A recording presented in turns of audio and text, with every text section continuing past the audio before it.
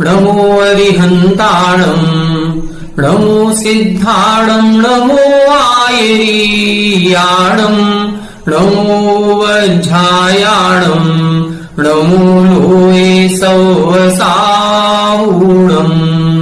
मोक्षमार्गस्य नेतारम् भेत्तारम् कर्म भूभृताम् ज्ञातारम् विश्वतत्त्वानाम् वंदे तत्गुणलब्धये।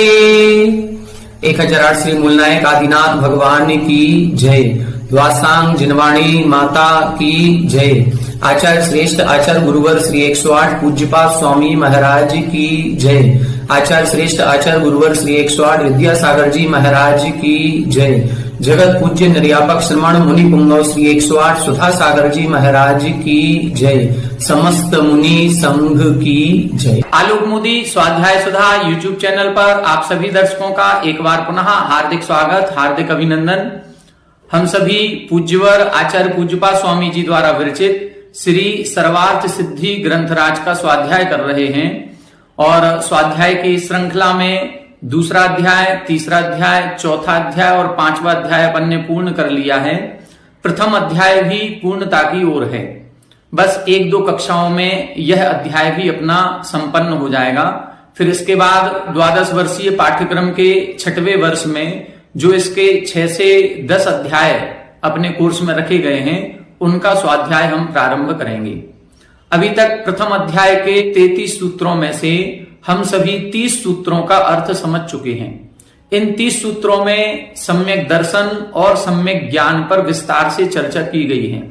सम्यक ज्ञान पर अपन सभी चर्चा कर रहे थे, जिसमें इन्होंने मति ज्ञान, श्रुत ज्ञान, अवधि ज्ञान और मनःप्रय ज्ञान, इन चारों ज्ञानों का लक्षण क्या होता है, इनके भेद प्रभेद कौन कौन से होते हैं और ये ज्ञान कैसे उत्पन्न होते हैं, इन सभी पर अपन ने विस्तार से चर्चा की।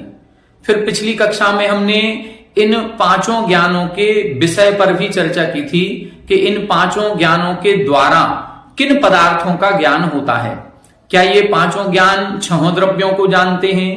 क्या ये 5 ज्ञान 6 द्रव्यों की सभी अनंत पर्यायों को जानते हैं या कुछ पर्यायों को जानते हैं या किसी एक विशेष द्रव्य का ही ज्ञान कर पाते हैं? तो किस ज्ञान की कितनी शक्ति होती है, इस पर चर्चा अपन ने की थी, जिसमें इन्होंने बताया था कि मति ज्ञान और श्रुत ज्ञान के द्वारा 6 द्रव्यों को जाना तो जा सकता है, लेकिन सभी द्रव्यों की सभी पर्यायों को नहीं जान सकते, कुछ ही पर्यायों को जान सकते हैं।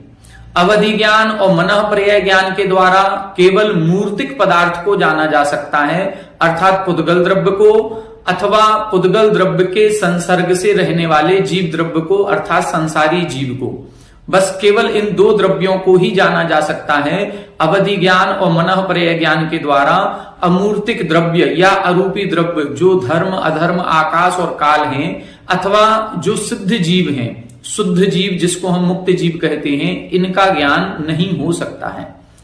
केवल ज्ञान एक ऐसा सुप्रीम पावर है कि जिसके द्वारा समस्त द्रव्यों की समस्त पर्यायों को जाना जा सकता है। यह एक विशेष ज्ञान है जो असीमित है, अनंत है और अत्यंत महत्वपूर्ण है।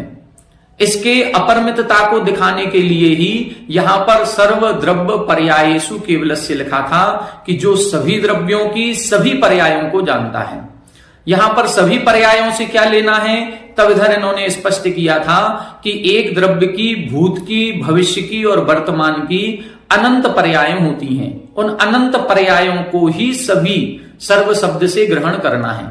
सभी का मतलब ये नहीं है कि द्रव्य की पहली पर्याय और अंतिम पर्याय को जान सके, क्योंकि किसी भी द्रव्य की ना तो पहली पर्याय होती है और ना अंत की पर्याय होती है। पूज्य आचार्य गुरुवर विद्यासागर महाराज श्री इस सूत्र का जब अर्थ करते हैं तो उन्होंने अपना एक विशेष चिंतन इसमें दिया। उन्होंने कहा कि सर्व द्रव्य पर्यायेषु केवलस्य, अर्थात केवल ज्ञान के द्वारा सभी द्रव्यों की भूत और भविष्य की तो अनंत पर्यायों को जानता है, लेकिन वर्तमान की समस्त पर्यायों को जानता है। क्योंकि जब सर्व पर्यायेषु लिखा है तो सर्व शब्द कैसे लगाया जाए पर्यायों में, तब उन्होंने इसका निष्कर्ष निकाला कि भूत और भविष्य की तो अनंत पर्याय, क्योंकि वो सभी हो ही नहीं सकती। भूत की पहली पर्याय नहीं प्राप्त कर सकते हैं और भविष्य की अंतिम पर्याय को नहीं जान सकते हैं, और वर्तमान की समस्त पर्यायों को जो जानता है वो केवल ज्ञान कहलाता है। इस प्रकार से हमने पांचों ज्ञानों पर चर्चा की थी, और फिर ये भी अपन ने समझा था कि एक साथ कितने ज्ञान एक साथ एक जीव के हो सकते हैं। तो छायोपसमिक ज्ञान 4 हैं और एक केवल ज्ञान छायक ज्ञान होता है। इन 4 ज्ञानों में यदि क्षयोपसम होगा तो कम से कम 2 ज्ञानों का होगा और अधिक से अधिक 4 ज्ञानों का हो सकता है। और यदि क्षय की बात करेंगे तो कम से कम एक ही ज्ञान होता है, वो छायक ज्ञान या केवल ज्ञान कहलाता है, जो ज्ञानावरण कर्म के क्षय से प्राप्त होता है। इसलिए कम से कम ज्ञान होगा तो एक केवल ज्ञान, 2 होंगे तो मति श्रुत, 3 होंगे तो मति श्रुत अवधि या मति श्रुत मनः पर्याय, 4 होंगे तो मति श्रुत अवधि और मनः पर्याय। अब आगे के विषय को देखेंगे कि इसमें अब ये बताएंगे कि जो ये ज्ञान कहे गए हैं ये सारे के सारे ज्ञान सम्यक रूप ही होते हैं या मिथ्या भी होते हैं। यदि होते हैं तो वो कौन कौन से हैं और किस कारण से उन ज्ञानों को मिथ्या ज्ञान कहा जाता है, इसकी चर्चा आज की कक्षा में हम सभी करेंगे। आइए देखें पेज नंबर 98, उत्थानिका 233, सूत्र नंबर 31। अथ यथोक्तानि मत्यादीनि ज्ञान व्यपदेशम एव लभन्ते उत अन्यथा अपि इति यत् आह। यहां बता रहे हैं अथ यथोक्तानि मत्यादीनि, जो आपने मति ज्ञान, श्रुत ज्ञान, अवधि ज्ञान आदि ये जो ज्ञान कहे हैं ये सब ज्ञान व्यपदेशम एव लभन्ते, ये ज्ञान ही कहलाते हैं या सम्यक ज्ञान रूप ही इनकी प्ररूपणा की जाती है। उत अथवा अन्यथा अपि इति यत् आह, या अन्य प्रकार से भी इनका वर्णन किया जाता है।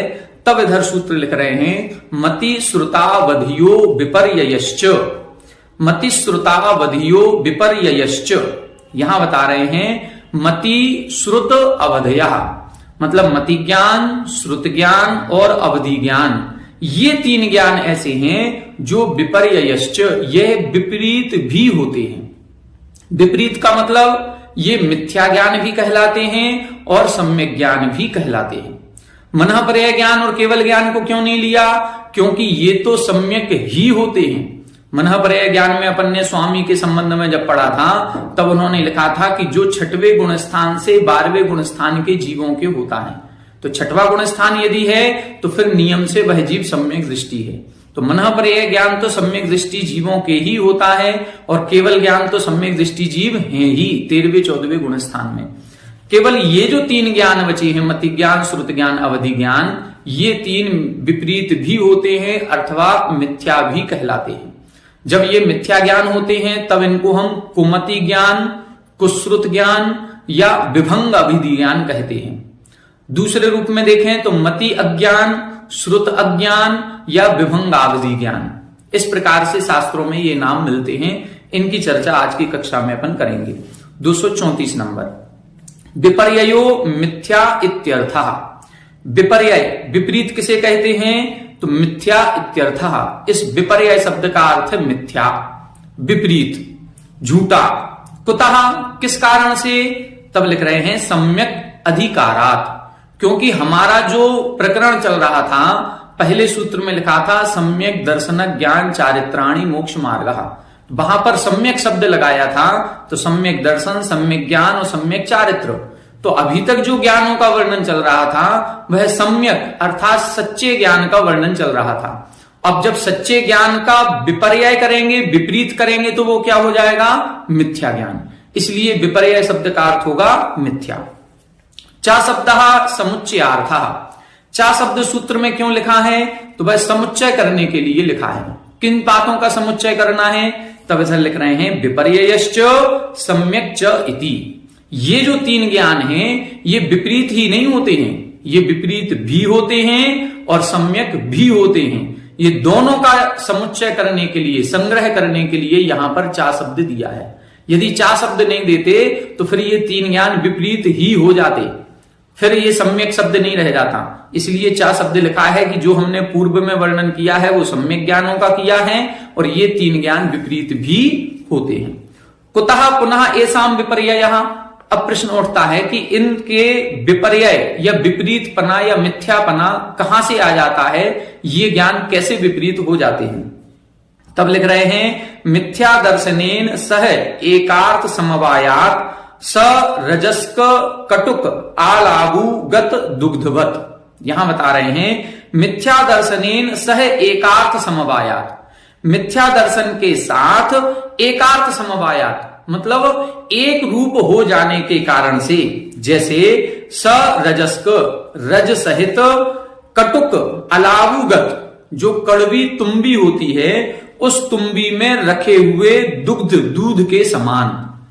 जैसे कोई दूध वाला जब आता है तो दूध वाला अपना दूध लेकर के आया और उसने 4 घरों में दूध दिया।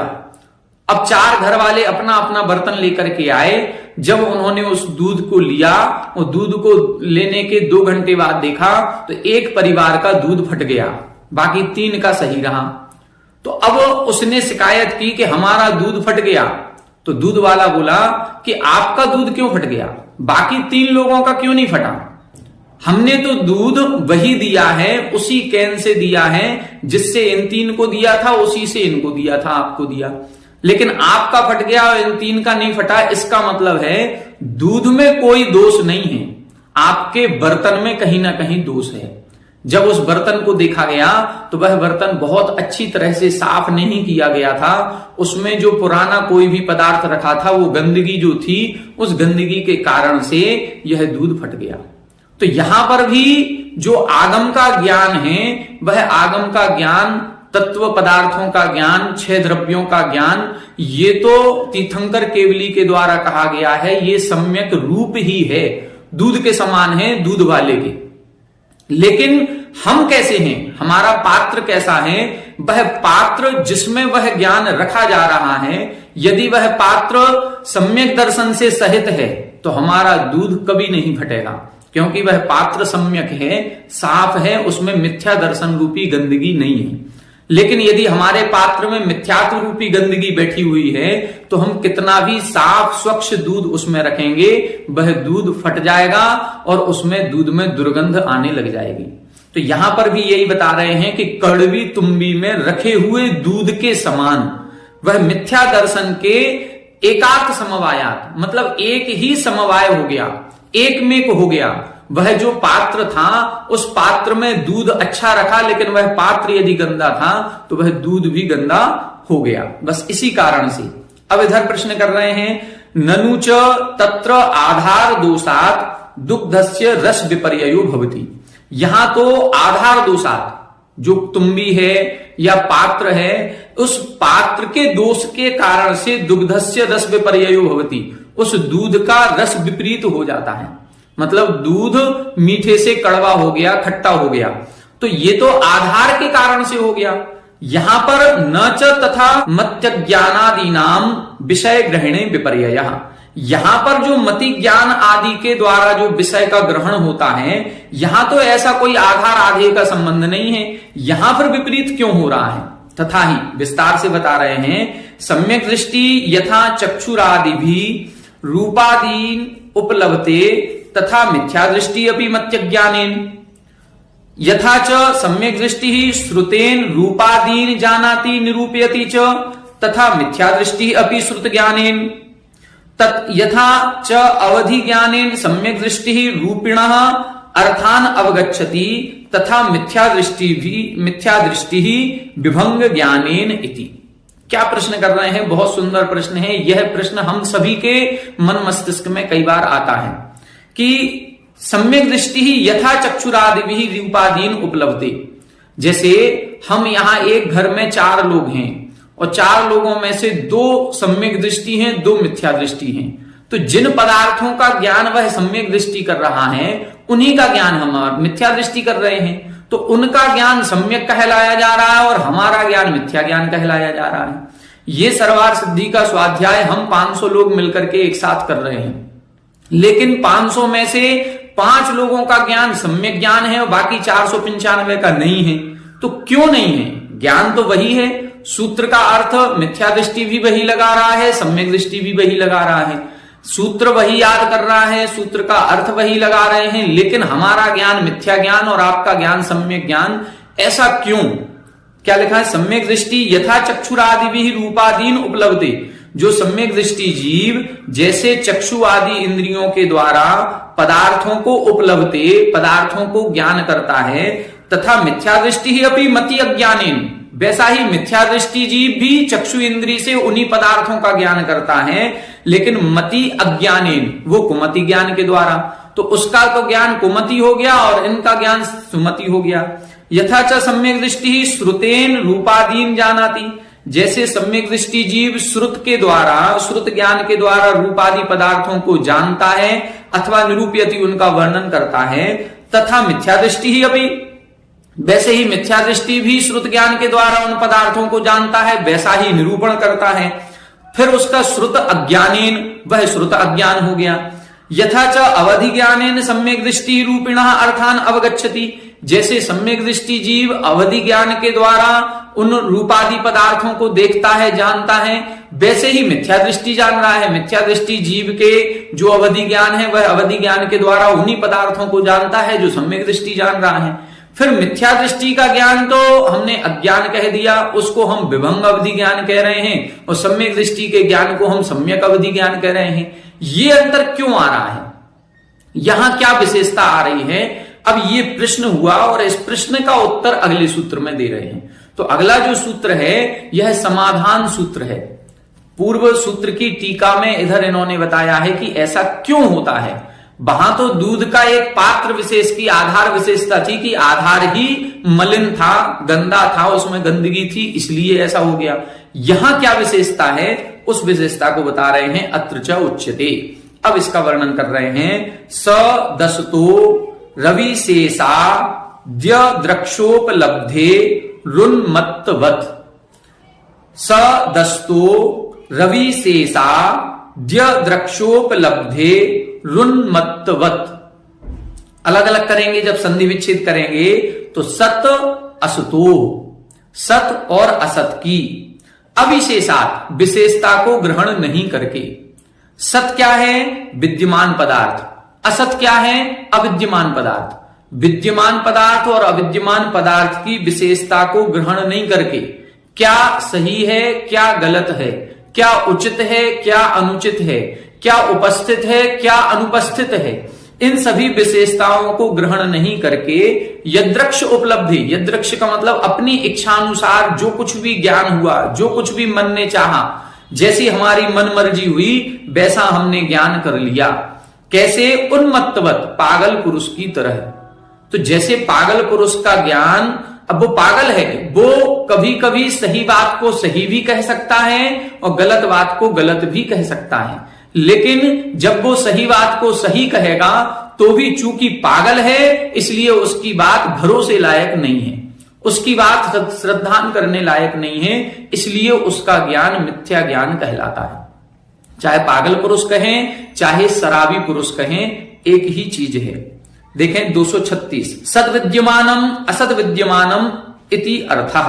यहां बता रहे हैं सत, सत का मतलब है विद्यमानम, असत का अर्थ है अविद्यमानम। सत का मतलब जो मौजूद है, असत का मतलब जो मौजूद नहीं है, ये अर्थ है। तयोः अविशेषेण यदृक्षया उपलब्धे, इन दोनों का अविशेषेण बिना विशेषताओं को जाने, यदृक्षया अपनी इच्छानुसार उपलब्धि, जो उपलब्धि होती है, विपर्ययो भवति, वो विपरीत हो जाती है। कदाचित रूपादि सत अपि असत इति प्रतिपद्यते, असत अपि सत इति, कदाचित सत सत एव असत अपि असत एव मिथ्या दर्शन उदयात अध्यवस्यति।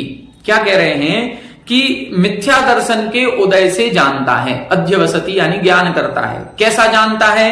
कदाचित रूपादि सत अपि असत इति प्रतिपद्यति, कभी कभी तो जो रूपादि पदार्थ हैं, ये पदार्थ सत अपि उपस्थित होते हुए भी उनका वर्णन कैसा कर देता है? असत इति, कि यह पदार्थ है ही नहीं। और कभी कभी असत अपि, कुछ कुछ पदार्थ नहीं है उपलब्ध, फिर भी उनको कह दिया सत इति, हां है। कभी कभी कदाचित सत सत एव, जो पदार्थ उपस्थित है उसको उपस्थित ही कहता है और जो पदार्थ अनुपस्थित है उसको अनुपस्थित ही कहता है। ऐसा मिथ्या दर्शन के उदय से हो जाता है, ऐसा ज्ञान करता है। जैसे उदाहरण दे रहे हैं, यथा पित्त उदय आकुलित बुद्धि मातरम भार्या इति भार्याम माता इति मन्यते। पित्त उदय आकुलित बुद्धि मतलब जब कोई व्यक्ति शराब आदि पी लेता है तो उसका अंतरंग से पित्त भड़क जाता है और उस पित्त की तीव्रता हो जाने से उसका मति विभ्रम हो जाता है, उसकी बुद्धि काम नहीं करती है, वह सत असत का विवेक नहीं रख पाता है और जो कुछ है ज्ञान उसका सही प्रयोग नहीं करता है। मातरम भार्या इति, अपनी मां को भार्या पत्नी कह देता है, भार्याम माता इति, और पत्नी को माता कह देता है। यदृक्षया यदापि, यदृक्षया यानी अपनी इच्छानुसार, यदापि मातरम माता एव इति भार्याम अपि भार्या एव इति च तदापि न तत्सम्यक ज्ञानम। जब उसके पित्त विशेष भड़क गया है, जब वह अपनी बुद्धि उसकी विभ्रम हो गई है, नशे में है, तब तो वो क्या कर देता है, माता को भार्या कह देता है, भार्या को माता कह देता है। ये तो हमें समझ में आ रहा है कि ये विपरीत ज्ञान हो गया। लेकिन वही व्यक्ति कभी कभी अपनी इच्छानुसार माता को माता ही कह देता है और पत्नी को भी पत्नी कह देता है, उसका कोई विभ्रम नहीं हो रहा है। वो माता को माता कह रहा है, पत्नी को पत्नी कह रहा है, तदापि तो भी तब भी न तत्सम्यक ज्ञानम, उसके ज्ञान को सम्यक ज्ञान नहीं कहा जाएगा क्योंकि वह व्यक्ति नशे में है। एक बार ऐसा ही हुआ था, हम सभी हमारे पूज्य गुरुजी बैनाड़ा जी के साथ कहीं शिविर लगाने जा रहे थे और गाड़ी में हम लोग रास्ता भूल गए, रास्ता बताने वाला कोई नहीं मिला रात में। अब रात को 10-11 बजे यदि कहीं कोई मिलता है तो वही शराब पीने वाले व्यक्ति मिलते हैं। एक व्यक्ति मिला, हम लोगों ने गाड़ी रोकी और उससे रास्ता पूछा। अब रास्ता पूछा, उसने रास्ता बता दिया कि आप इस तरफ चले जाइए, आपको मंदिर मिल जाएगा। लेकिन जब वह बता रहा था उसके मुख से शराब की दुर्गंध आ रही थी और उसका बोलचाल भी ठीक नहीं था, वह लड़खड़ाते हुए बात कर रहा था। तो हम सभी लोग समझ गए कि ये शराब पिए हुए हैं। अब उसने जो रास्ता बताया था वो रास्ता बिल्कुल सही बताया था, लेकिन फिर भी हम लोगों को विश्वास नहीं हुआ और हम लोग वहीं खड़े रहे, आगे पीछे होते रहे कि कहीं कोई अच्छा व्यक्ति मिलेगा तब उससे पूछेंगे। बाद में एक सही व्यक्ति मिला, उसने भी वही रास्ता बताया जो उस शराबी व्यक्ति ने बताया था। लेकिन शराबी व्यक्ति के उस बताए हुए रास्ते पर भी हम लोग नहीं गए। क्यों नहीं गए? उसने ज्ञान सच्चा बताया था, कोई गलत नहीं था, लेकिन फिर भी चूंकि वह शराब पिए हुए था इसलिए उसका ज्ञान सम्यक नहीं कहलाएगा, वो मिथ्या ही कहलाएगा क्योंकि वह नशे में था। बस इसी प्रकार से इधर लगाना है। एवं मत्यादीनाम अपि रूपादिषु विपर्ययो वेदितव्या। इसी प्रकार से मत्यादीनाम अपि, जो मति ज्ञान आदि होते हैं उनमें भी रूपादि पदार्थों में विपर्य वेदितव्य, विपरीतपना जानना चाहिए। ज्ञान तो ज्ञान है, ज्ञान ना कभी सम्यक होता है ना कभी मिथ्या होता है। बस उस ज्ञान के पीछे श्रद्धा कैसी है, वह जो श्रद्धा यदि है, यदि वह सम्यक श्रद्धा है तो वही ज्ञान हमारा सम्यक ज्ञान कहलाएगा। और यदि श्रद्धा हमारी सही नहीं है, झूठी है, विपरीत है, मिथ्या है, तो वही ज्ञान हमारा मिथ्या ज्ञान कहलाता है। तथा ही कश्चिन मिथ्या दर्शन परिणाम आत्मनि अवस्थितः रूपादि उपलब्धौ सत्याम अपि कारण विपर्यासम भेदाभेद विपर्यासम स्वरूप विपर्यासम च जनयति। इसीलिए आत्मनि अवस्थितः, आत्मा में स्थित कश्चिन मिथ्या दर्शन परिणाम, कोई मिथ्या दर्शन का परिणाम ऐसा होता है जो रूपादि उपलब्धौ सत्याम अपि, रूपादि की उपलब्धि होने पर भी उनमें या तो कारण विपर्यास हो जाता है, मतलब कारण में विपरीतता आ जाती है, भेदाभेद विपर्यास, भेद अभेद बने में विपरीतता जानने लगता है, अथवा स्वरूप विपर्यास, स्वरूप में भिन्नता उसके जनयति उत्पन्न हो जाती है। किस कारण से? उस मिथ्या दर्शन के कारण से। ज्ञान तो हमारा चक्षु इंद्री से वही हो रहा है जो सम्यक दृष्टि कर रहा है।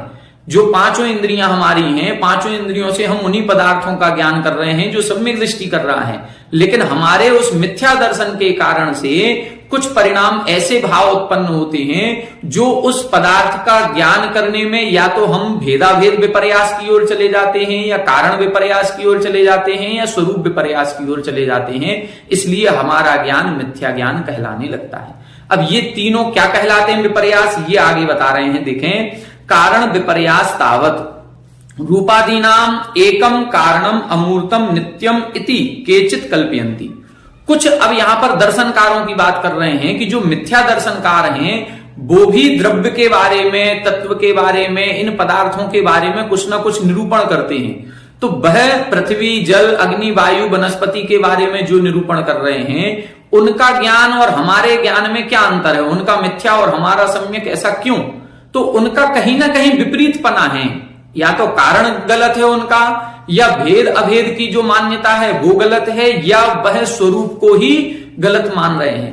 तब इधर बता रहे हैं रूपादि नाम एकम कारणम, वह रूप आदि का जो रूप, रस, गंध, वर्ण, ये जो दिखाई देने वाले पदार्थ हैं जिनका इंद्रियों से उपलब्धि होती है, उनकी एकम कारणम, एक ही कारण मानते हैं। क्या कारण मानते हैं? अमूर्तम, कि अमूर्त पदार्थ से ये उत्पन्न हुए हैं। और नित्यमिति, और ये हमेशा नित्य रहते हैं।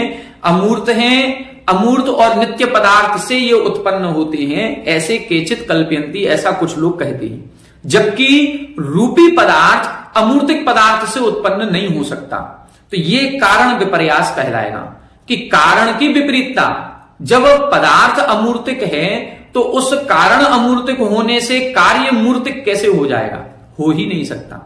आगे देखें, अपरे पृथ्वी आदि जाति भिन्ना परमाणवः चतुः त्रि द्वि एक गुणा तुल्य जातीयानाम कार्याणाम आरंभ का इति। यहां बता रहे हैं अपरे मतलब अन्य दर्शनकार पृथ्वादि जाति भिन्ना, जो पृथ्वी, जल, अग्नि, वायु हैं, इनके जो परमाणु हैं वो 4 गुण वाले हैं, चतुः यानी 4 गुण वाले हैं, त्रि 3 गुण वाले हैं, द्वि 2 गुण वाले हैं, एक गुणा और 1 गुण वाले हैं, और तुल्य जातीयानाम कार्याणाम आरंभ कहा, और अपने समान जाति के पदार्थों को ही उत्पन्न करते हैं, ऐसा मानते हैं। मतलब जो हम रूप, रस, गंध और स्पर्श ये 4 गुण मानते हैं, वो कहते हैं ये 4 गुण में से पृथ्वी में 4 गुण हैं, किसी में 3 गुण हैं, किसी में 2 गुण हैं, किसी में 1 गुण है। वो 4 गुण सभी में नहीं मानते। जबकि हमारे यहाँ क्या कहा गया कि यदि 1 गुण भी है तो बाकी 3 गुण होंगे ही होंगे, भले हमको दिखाई दे या ना दे। जैसे वायु है, वायु का हमें केवल स्पर्श समझ में आता है, बाकी 3 गुण समझ में नहीं आते। वो लोग ये कहते हैं कि वायु में 1 ही गुण होता है स्पर्श का, बाकी 3 गुण होते ही नहीं। जबकि हमारे यहाँ ये कहा जा रहा है कि 1 गुण है तो उसमें बाकी 3 गुण भी होंगे, क्योंकि ये अविनाभावी होते हैं, नियम से 4 गुण पाए जाएंगे। यहां ये अलग प्रकार से मान रहे हैं कि जैसा कार्य कारण होगा वैसा ही कार्य उत्पन्न होगा। 3 गुण वाले हैं तो 3 गुण वाला पदार्थ ही उत्पन्न होगा। दूसरा क्या कह रहे हैं? अन्य वर्णयंती, अन्य कुछ दर्शनकार हैं वो ऐसा वर्णन करते हैं, पृथ्वी आदिनी चत्वारि भूतानि भौतिक धर्मा वर्ण गंध रस स्पर्शाः एतेषां समुदायो रूप परमाणु अष्टक इत्यादि। यहां बता रहे हैं अन्य लोग जो दर्शनकार हैं वो कह रहे हैं पृथ्वी आदिनी चत्वारि भूतानि, जो पृथ्वी आदि जो 4 भूत हैं ये उनको 5 भूत तत्व से जीवों की उत्पत्ति मानते हैं, पंचभूत, जिसमें पृथ्वी, जल, अग्नि, वायु और आकाश, इन सभी से मिलकर के इन 5 भूत तत्वों से पदार्थों की उत्पत्ति होती है, ऐसा मानते हैं। तो ये जो 4 भूत तत्व हैं ये भौतिक धर्म वर्ण गंध रस स्पर्श एतेषां समुदायो, और 4 ये, और इनमें वर्ण रस गंध स्पर्श 4 ये, ऐसे 8 गुणों का समुदाय जब मिल जाता है तब इनकी उत्पत्ति होती है। इसीलिए इनको अष्टक भी कहा जाता है। तो ये इनके 4 के समुदाय को ऐसा मानते हैं, जबकि हमारे यहां समुदाय नहीं है, गुण गुणी का संबंध होता है। वह पुद्गल द्रव्य है और उसमें स्पर्श रस गंध वर्ण गुण है। ऐसा नहीं है कि गुण अलग थे और द्रव्य अलग थे, बाद में आकर के ये मिल गए। ये बाद में आकर के नहीं मिले, ये अनादिकाल से मिले हुए ही हैं, ये अलग अलग नहीं पाए जाते। इनका समुदाय संबंध नहीं हुआ, समवाय नहीं हुआ है, ये अनादिकाल से मिले हुए। इतने वर्णयंती पृथ्वी अप तेजो वायवः काठिन्यादि द्रव्यत्वादि उष्णत्व आदि ईरणत्व आदि गुणा जाति भिन्ना परमाणवः कार्यस्य आरंभकः। और जो अलग दर्शनकार हैं वो क्या कहते हैं कि पृथ्वी, तेज, वायु, ये जितने भी भूत तत्व हैं वो काठिन्यादि, जैसे पृथ्वी है वो कठिन गुण वाली है, जो जल है वो द्रव्यत्व गुण वाला है, जो अग्नि है वो उष्णत्व गुण वाली है, और जो वायु है वो ईरणत्व गुण वाली है, मतलब यहां से यहां बहती रहती है, केवल गति करती रहती है, ऐसे गुण वाली हैं। और जाति भिन्ना, इनके परमाणु भिन्न भिन्न हैं, और उन भिन्न परमाणुओं से ये भिन्न पदार्थ उत्पन्न होते हैं। जबकि हमारे यहां ये कहा गया है कि जो आज पृथ्वी रूप परमाणु है वही कल जल रूप परमाणु हो सकता है, वही परसों वायु रूप परमाणु हो सकता है। ये सब पुद्गल के परमाणु हैं। पृथ्वी अलग हो, जल अलग हो, अग्नि अलग हो, वायु अलग हो, अलग अलग नहीं है, ये सब पुद्गल के परमाणु हैं, वो आपस में बदलते रहते हैं। तो ऐसा ये कारण विपर्यास और कार्य विपर्यास हम लोगों ने जो ग्रंथों से जान करके ज्ञान किया है, ये जो हमारा ज्ञान है ये ज्ञान सम्यक ज्ञान है, क्योंकि हम उसके सही स्वरूप को, सही कार्य कारण की व्यवस्था को जान रहे हैं। वो भी पृथ्वी को पृथ्वी रूप से जान रहे हैं, जल को जल रूप से जान रहे हैं, अग्नि को अग्नि रूप से जान रहे हैं, लेकिन उनके कारण कार्य विपर्यास है कि उनके कारण क्या है और कार्य क्या है, इसके बारे में उनको सही ज्ञान नहीं है, इसलिए उनका ज्ञान मिथ्या ज्ञान है। भेदाभेद विपर्यास कारणात् कार्यम अर्थांतर भूतम एव इति अनर्थांतम भूतम एव इति च परिकल्पना। भेदाभेद विपर्यास क्या कहलाता है? भेद और अभेद, कहां भेद होना चाहिए, कहां अभेद होना चाहिए। जैसे हमारे यहां गुण और गुणी में अभेद होता है, मतलब गुण गुणी से अलग नहीं पाया जाएगा, लेकिन किसी अपेक्षा से भेद भी होता है। क्यों? क्योंकि उनका स्वरूप, उनका लक्षण, उनका नाम, संज्ञा आदि की अपेक्षा से भेद बना होता है, लेकिन गुण गुणी का जो संबंध है वो अभेद है, उनको छोड़ करके दूसरी जगह नहीं पाया जाता है। तो कारणात् कार्यम अर्थांतरभूतम एविति, कारण से कार्य अर्थांतरभूत, मतलब अन्य ही होता है। कारण अलग है, कार्य अलग है, कारण के जैसा कार्य नहीं होगा। तो वो कारण से कार्य जो उत्पन्न हुआ है उसको भिन्न भी मानते हैं और अनर्थांतरभूत अभिन्न भी मानते हैं। तो दोनों प्रकार से वो मान रहे हैं, इसलिए उनके विपर्यास उत्पन्न हो गया। 239 स्वरूप विपर्यासो रूपादयो निर्विकल्पा संति न संति एव वा। स्वरूप विपर्यास में क्या है? अब ये रूप रस गंध वर्ण से सहित जो पदार्थ हैं इनकी उत्पत्ति कैसे होती है इसके बारे में बता रहे हैं कि ये जो रूपादि हैं ये निर्विकल्प हैं। निर्विकल्प का मतलब ये पदार्थ हैं तो, लेकिन जैसे दर्शन का विषय होता है वो स्पष्ट नहीं होता, ज्ञान स्पष्ट हो जाता है, ज्ञान विकल्प सहित होता है। ऐसे ये कह रहे हैं रूपादि पदार्थ हैं तो, लेकिन हमारे दृष्टि गोचर नहीं होते, हम उनका ज्ञान नहीं कर पाते। अथवा कुछ लोग कहते हैं ना संति एव, ये होते ही नहीं है। कुछ लोग तो कह रहे हैं तो, लेकिन हमें उनका विकल्प, उनका ज्ञान नहीं हो पाता है। दूसरे कह रहे हैं ये है ही नहीं। तीसरे क्या कह रहे हैं? तदाकार परिणतम विज्ञानम एव, उस रूप रस गंध वर्ण से सहित जो पदार्थ हैं उस पदार्थ रूप ही इनका आकार परिणत हो जाता है, तो हम उस पदार्थ का ज्ञान करते हैं, इनके रूप रस गंध वर्ण का ज्ञान नहीं करते हैं। वही विज्ञानम एव, वही है। न च तदालंबनम वस्तु बाह्यम इति, और उनके आलंबन से ही हमें वस्तु का ज्ञान होता है, बाह्य वस्तु में ये सब पदार्थ नहीं पाए जाते। जैसे कहीं हमसे यदि कल्पना की जाए कि एक कल्पना करो कि एक घड़ा है जो काले रंग का है, तो अब हम कल्पना कर रहे हैं आंख बंद करके, उसका काला वर्ण भी दिख रहा है, घड़ा भी दिख रहा है, लेकिन जब हम कल्पना करेंगे तो वो वस्तु वास्तविकता में मौजूद नहीं है, हम केवल कल्पना कर रहे हैं कि ये काले रंग का घड़ा है। इसी प्रकार से इधर कह रहे हैं कि केवल इधर कल्पना की जा रही है रूप रस गंध वर्ण की, बाकी ये चीज उपस्थित नहीं है। इनके आलंबन से वह बाह्य वस्तु का कोई भी अस्तित्व नहीं है, बिना बाह्य वस्तु के इनके आलंबन से केवल कल्पना मात्र से ज्ञान हो रहा है। एवं अन्यान अपि परिकल्पना भेदान दृष्टेष्ट विरुद्धान मिथ्या दर्शन उदयात कल्पयन्ति तत्र च श्रद्धानम उत्पादयन्ति। इसी प्रकार से एवं अन्यान अपि कल्पना भेदान, इसी प्रकार से अन्य दर्शनकार अन्य कल्पनाओं को दृष्टेष्ट विरुद्धान, जो प्रत्यक्ष से भी विरोधी हैं और अनुमान से भी विरोधी हैं, ऐसी परिकल्पना लेकर के आते हैं जिनका ना तो प्रत्यक्ष प्रमाण से समर्थन किया जा सकता है और ना अनुमान से समर्थन हो सकता है। दोनों प्रकार से जो असिद्ध हो जाते हैं, ऐसे मिथ्या दर्शन प्रकृति के उदय से वह इस प्रकार की कल्पना करते हैं और उसी में श्रद्धान करते हैं। इसीलिए तन मति अज्ञानम, उनका जो ज्ञान है वो मति अज्ञान है, श्रुत अज्ञानम श्रुत अज्ञान है, और विभंग ज्ञानम च भवति, और उनका विभंग अवधि ज्ञान कहलाता है। क्यों? क्योंकि उनके ये तीन प्रकार का विपर्यय पाया जा रहा है। कारण कार्य विपर्यास है, भेदाभेद विपर्यास है या स्वरूप विपर्यास है, तीनों में से कोई ना कोई है, इसीलिए उनका ज्ञान मिथ्या ज्ञान है। सम्यक दर्शनम पुनः तत्वार्थादिगमे श्रद्धानम उत्पाद्यति, जिसको सम्यक दर्शन होता है वह सम्यक दर्शन तत्वार्थादिगमे, जो तत्वों का सच्चा स्वरूप है उसके ज्ञान को उत्पन्न कराता है और उसमें श्रद्धान उत्पन्न कराता है। इसलिए ततः तन मति ज्ञानम श्रुत ज्ञानम अवधि ज्ञानम च भवति, इसलिए सम्यक दृष्टि का ज्ञान मति ज्ञान है, श्रुत ज्ञान है और अवधि ज्ञान कहलाता है।